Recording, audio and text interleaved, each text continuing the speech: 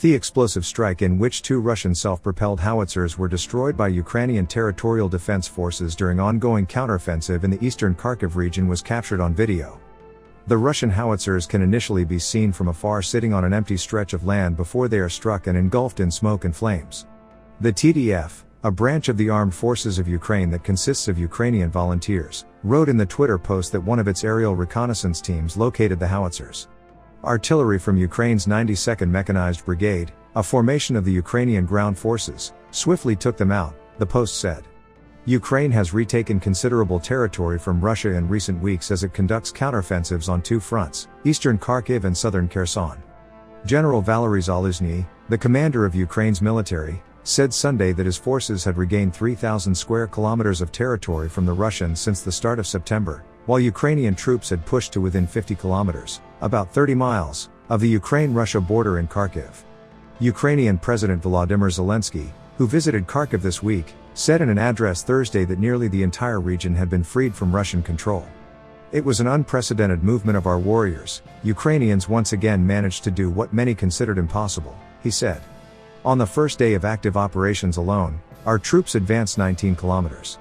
110 kilometers were covered in 5 days of fighting. In total, almost 400 settlements were occupied. The 150,000 Ukrainians who remained in this territory feel again now what an ordinary, safe, normal life is like. While Russia has been losing ground to Ukraine, it has also reportedly lost a host of military vehicles and equipment.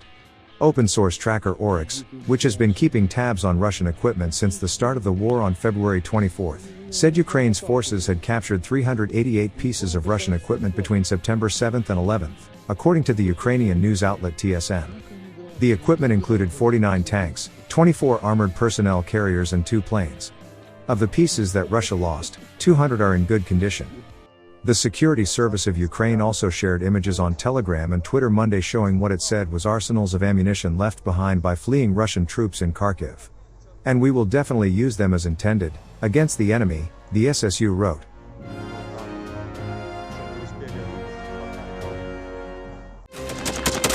Thanks for watching, and don't forget to subscribe.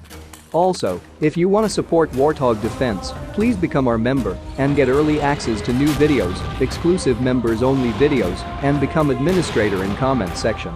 The membership link is in the description. Rescues every day. We had a guy last week at 6 rescues in 6 days. He's doing the job every day.